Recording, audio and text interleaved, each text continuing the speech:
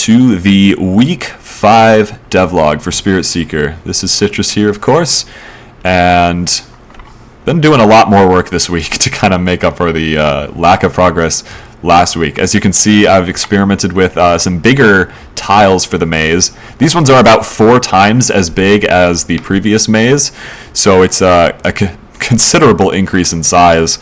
And it certainly helps with like the clipping, of course, because I'm nowhere near the walls, but I can navigate the maze just fine. And even when I get a little close, it's not as bad as it was in the smaller maze, especially like near the edges.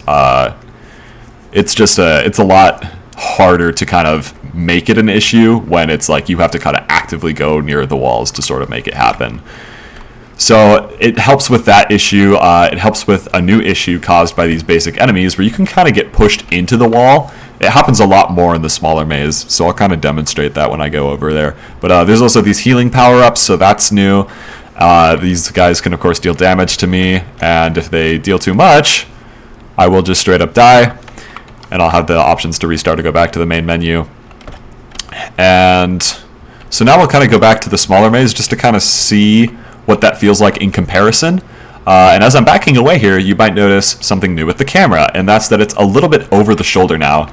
And that kind of helped with the issue of clipping through the back, because the camera would do that if you started backing away and the target for the camera was like the center of the character model. And it would cause some issues with, first of all, just clipping never looks good, and then also you couldn't really see what you're running from or what you're backing away from, which now that there's enemies, that kind of becomes more of an issue. And now that I'm in the smaller maze, clipping is going to become an issue with the walls again, of course. But one thing that I feel personally is that this definitely feels a lot more like a maze as opposed to just a big open space with a few walls. I think the quadruple size tiles were a little bit much, but it does kind of demonstrate like how impactful size can be on the feel of the maze and the overall flow of the game. And I think that's kind of cool. Like I wouldn't have thought like the size of the maze would be such an important decision to make, but it really is, because I feel like as I'm going through the smaller maze, there's so many more twists and turns, and every decision counts. So it's a little more tense, because it's like, well, I'm going here, I've got all these options for where I could turn, and if I make the wrong turn, here I am at a dead end, and those enemies might be right on my tail, and now they've either got a chance to catch up to me, or they have caught up to me. And as you may have noticed in some of like the past situations, even with very like basic navigation, the AI will sometimes split up, and then you can kind of get surrounded. And that's kind of an interesting thing to see too. It's just like the basic navigation, very, very basic. It's just like walk towards the player. Wherever that position is, the enemies are going to walk towards it right now.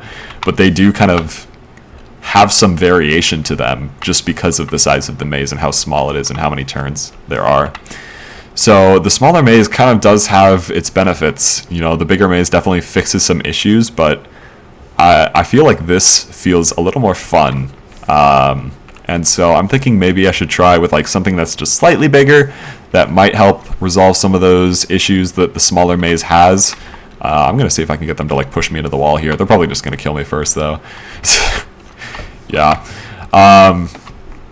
But yeah, so the size is kind of a decision I have to make here now, if I want it to be bigger or smaller, and what that's ultimately going to mean for the future of this game. But if you have any thoughts on it, please let me know in the comments down below if you think the smaller maze is more fun and like feels cooler, just based on watching the gameplay. I know you don't have much to go off of, but any feedback at all is certainly appreciated. And I will certainly bear it in mind as I go forward with the development of what these maps are going to look like, because I would like to have sort of a final rough block out sort of figured out soon, so I can kind of start thinking about like where the story elements are going to be placed in the maze and how I'm going to work on developing those. That feels a little far off, considering I don't even have like combat yet where I can fight back against these things, but it is something I want to be thinking about. Yeah, these things are very interesting right now. Yeah, combat, gonna take some time to flesh out, but I'm pretty happy with how things are going. There was a good amount of progress this week, so I hope I can keep that momentum going in the week to come.